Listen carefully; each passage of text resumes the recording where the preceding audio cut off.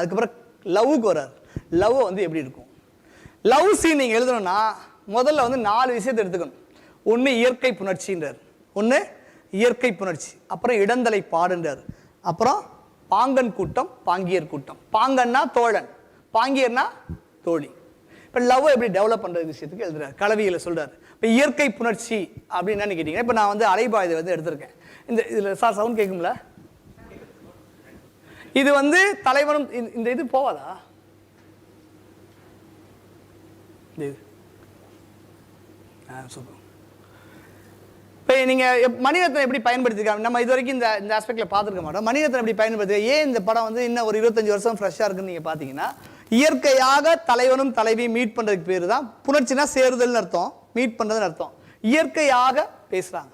2 வகையாக வந்து ஒரு தலைவன் தலைவி மீட் பண்ணும். ஒன்று கடவுளால் வந்து இவளுக்கு இவன் தான் 1000 பொண்ணு பார்த்துருப்போம், ஒரு பொண்ணு தான் கல்யாணம் பண்ணும்.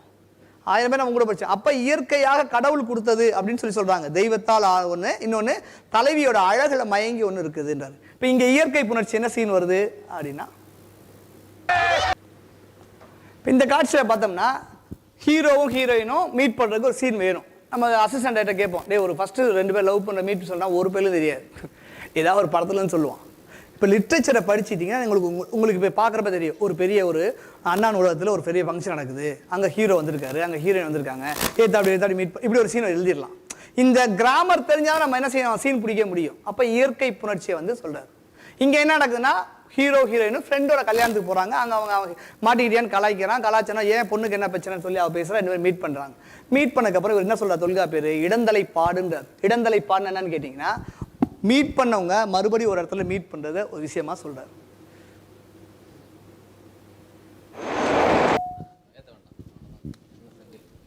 கேட்குறான், அந்த பொண்ணை எப்படி நீ மீட் பண்ணுவேன், எப்படி பார்ப்பேன்? அவன் ஒரு ஸ்டாட்டிஸ்டிக்ஸ் சொல்கிறான், இப்படி இவ்வளோ பொண்ணு இருக்கும், சென்னையில் இவ்வளோ பொண்ணு இருக்கும், அதில் டாக்டர் பொண்ணு எவ்வளோ அப்படி எப்படின்னு சொல்லி வச்சிடலாம். எனக்கு தெரிஞ்சு மணிரத்னம் எழுதினாரா, ஆர் செல்வராஜ் இந்த கதை தெரியுமா, தொல்காப்பியம் படித்தாரா? ஆனால் படிச்சிருப்பாங்க தான் தெரியுது எனக்கு. ரொம்ப நிறைய விஷயங்கள் ஆட் பண்ணியிருப்பாங்க. இப்போ பாங்கன் கூட்டம், அதுக்கப்புறம் என்ன நடக்கும், தோழி. பாங்கியர் என்ன பண்ணிப்பார் மணிரத்னம் இதில் அப்படின்னா, பாங்கியர்னா வேற ஒரு பொண்ணுன்றதை விட கதைக்கு தேவை. ஏன்னா இந்த படத்தில் மெயின் கான்ஃப்ளிக்ட் என்னன்னு கேட்டிங்கன்னா, அக்காவை வந்து இவன் லவ் பண்ணா நினச்சிருவான். ஹீரோயின் என்ன பண்ணுவான்னா பிரிஞ்சிருவாங்க. என்னன்னா தான் அக்காவையும் உசார் பண்ணிட்டான் அப்படின்னு நினச்சிருவாங்க. இவன் வந்து அக்காவையும் கல்யாணம் லவ் பண்ணிட்டு இருக்கான்னு நினச்சி தான் அவள் பிரிஞ்சு போய் ஆக்சிடென்ட் ஆகி சண்டை வரும். அதனால இவன் என்ன பண்ணுவான்னா, பாங்கியர் தோழியை வந்து இங்கே என்ன பண்ணியிருப்பாருன்னா அவரோட அக்காவாவே செட் பண்ணியிருப்பார். அவங்க அக்காவாவே இந்த காட்சி அமைப்பு பண்ணனால இவங்க 2 பேரும் என்ன பேசிக்குவாங்க. இப்போ கைக்கிளைன்னு ஒரு மேட்டர் சொன்னல, கைக்கிளை என்னன்னு கேட்டீங்கன்னா, நீங்கள் லவ்வை சொன்ன உடனே பொண்ணுங்க அக்செப்ட் பண்ண மாட்டாங்க, என்ன ஏதுன்னு யோசிச்சிருப்பாங்க. அதையும் ஆட் பண்ணிப்பாரு. கைக்கிளையும் பாங்கியர் காட்சிக்கு அப்புறம் 2-3 டைம் மீட் பண்ணிட்டோம், மறுபடியும் அந்த பொண்ணு அக்செப்ட் பண்ணவே மாட்டேங்குது. அது கன்ஃபியூஸ் ஆகிட்டே இருக்குது, லவ் பண்ணால் ஒத்துருவான் இல்லையான்ட்டு. அப்போ என்ன பண்ணணும்னா, என்ன சார் இப்போ என்ன பண்ணுன்னா, அந்த பொண்ணுகிட்ட போய் அந்த பொண்ணு தான் ரொம்ப அழகான பொண்ணு, இந்த உலகத்திலே ஒன்றுமா ஒரு அழகு இல்லை அப்படின்ற விஷயம் சொல்கிறேன். அதான் முன்னிலை ஆக்கல்ன்றார். என்னது நிறைய இருக்குது, அது சும்மா அந்த மணிரத்னம் கொஞ்சம் எடுத்து யூஸ் பண்ணியிருக்காரு. முன்னிலை ஆக்கல்னா அந்த பொண்ணை வந்து பெருமையாக பேசுறது, ஒன்றமா உலகத்தில் அழகே இல்லை, நான் என்ன நினச்சிட்டு இருக்கேன், இப்படியே இப்போ உனக்காக தான் பிறந்த போல இருக்கு அப்படின்னு ஒரு விட்டு போகிறது பேர் தான் முன்னிலை ஆக்கல் அப்படின்றாரு. கொஞ்சம் சவுண்ட் தான். நீ கல்யாணம் பண்ணிக்க ஆசைப்பட்ட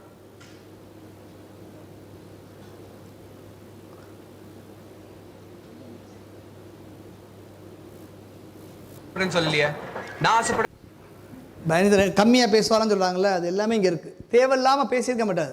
டயலாக்காக வந்து என் ஒய்ஃபு கூட சொல்லியிருந்தேன், டயலாக்காக வேறு லெவலில் பண்ணியிருக்காங்க. இதில் ஒரு முன்னிலையாக்கனா பொண்ணை வந்து சொல்லி, நீ உனக்கு நீ லவ் பண்ணுன்னு நான் கேட்கவே இல்லை, எனக்கு உன்னை பிடிச்சிருக்கு, நான் லவ் பண்ணுறேன், இது தேவையா?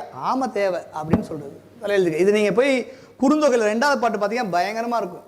ஒரு பொண்ணை வெளியே கூட்டிகிட்டு போய் அவள்கிட்ட எப்படி பேசணும், அந்த பொண்ணை எப்படி தொடணும் அப்படின்னு எல்லா செய்தியும் சொல்லி வச்சுருப்பார்.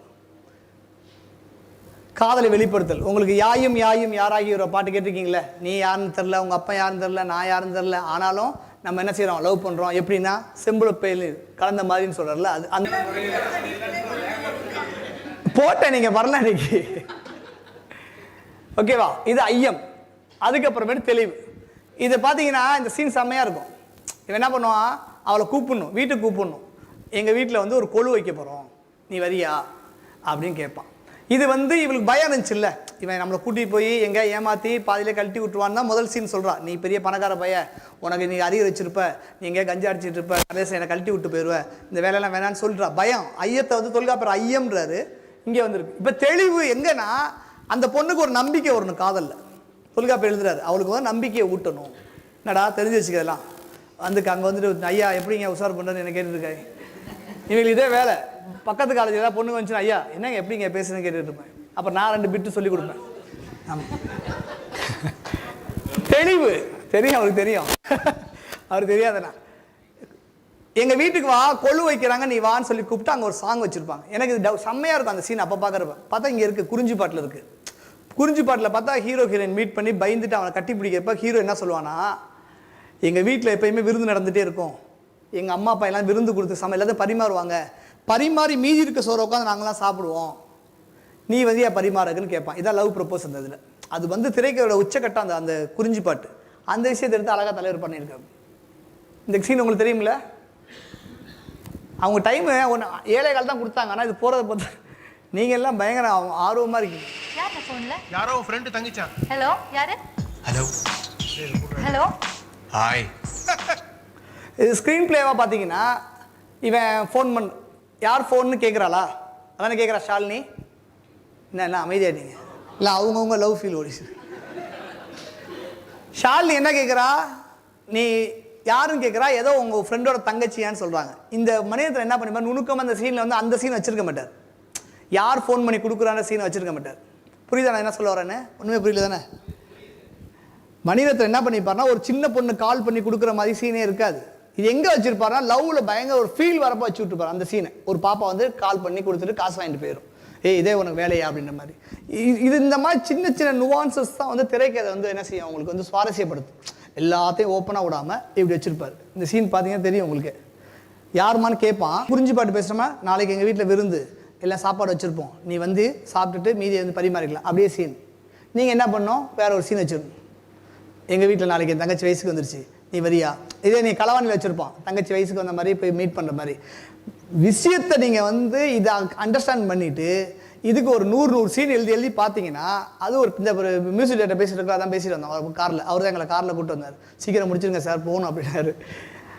அவர் கூப்பிட்டு வரப்போ சொன்னேன், நிறைய பாட்டு எடுத்து வச்சுக்க, நம்மளுக்கு தேவைப்படும் பின்னாடி என்னைக்கு இருந்தாலும் இந்த படத்துக்கு இன்னொரு படத்துக்கு. இது மாதிரி நீங்கள் என்ன பண்ணால் தொல்காப்பியத்தை எடுத்து வச்சுக்கிட்டு சீனாக எழுதி எழுதி எழுதி எழுதி பார்க்கணும். ஒரு 100 சீன் எழுதுனீங்கன்னா ஒரு 10 சீன் அது தேரும். சீன்லாம் எழுத மாட்டீங்க, தொல்காப்பியம் படிக்க மாட்டீங்க, இலக்கியம் வாசிக்க மாட்டீங்க, நாவல். ஆனால் டேரக்டர் ஆகணும் மட்டும் எப்படி வாங்க முடியும்?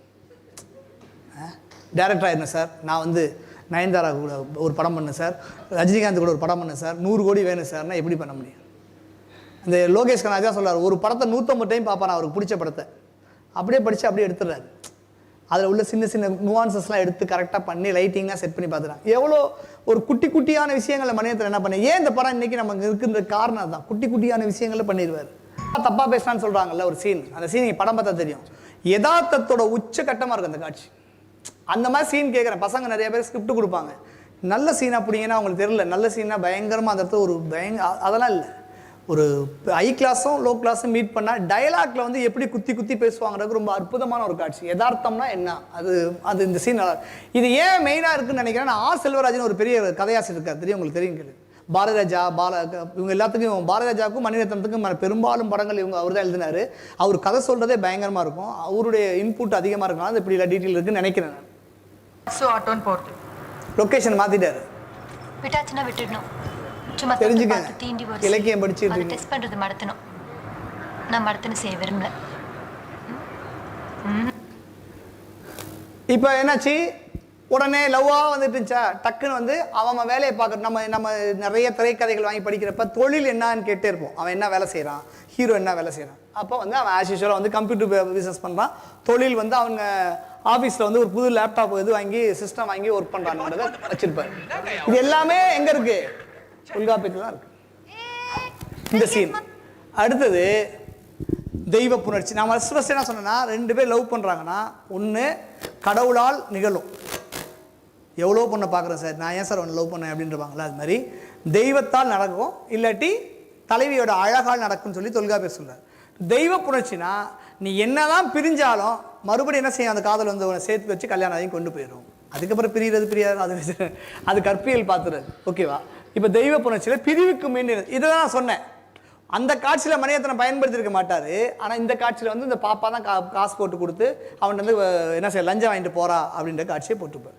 இது இன்னைக்கு வந்து ஸ்டேட்டஸில் நிறைய பிரிஞ்சு போன காதலர்கள் வைக்கக்கூடிய ஒரு காட்சியாக வந்து இன்றைக்கி இருக்குது. உங்களுக்கு என் பையன் 9th படிக்கிறவன் கைக்கூடல் மறுபடியும் காதல் அவங்க வந்து மீட் பண்ணுவாங்க. எப்படின்னா இவ போன ஊருக்கே என்ன செய்வான், அவன் வந்து 2 பேர் வந்து எப்படி மீட் பண்ணுறாங்க. இது வரைக்கும் காதலுக்கான காட்சியாக இருக்குது. இந்த மியூசிக் தூக்கி தான் முன்னாடி சீனில் போட்டுப்பாரு. என்ன சார்? மூழ்கிட்டீங்க. மூழ்கிட்டீங்க. பழைய ஞாபகம் வந்துருச்சு. கிளாஸ் ஞாபகம். ஐயா வணக்கம்.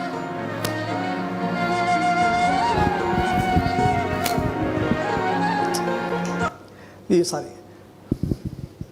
இது டைலாக் எப்படி எழுதணுன்றது இந்த காட்சி ரொம்ப முக்கியமாக இருக்கும்.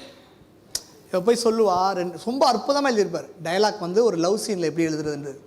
இவன் கேட்பான், முன்னாடி சீன் வந்து நீ ட்ரெயினில் குதின்னால உனக்கா எது வேணாலும் செய்வேன், எனக்கு என்ன செய்வேன்னா ட்ரெயினில் வேணால் குதின்னு சொல்லியிருப்பான். இப்போ கேட்பா மறுபடியும், என்ன நான் ஒன்று சொல்கிறேன் செய்தியான்னு கேட்பா. என்ன ட்ரெயின்லேருந்து உழுவணுமா, இல்லை என்ன கல்யாணம் பண்ணிக்க, வீட்டுக்குலாம் தெரிய வேணாம் அப்படின்னா என்ன சொல்கிறேன்னு கேட்பா.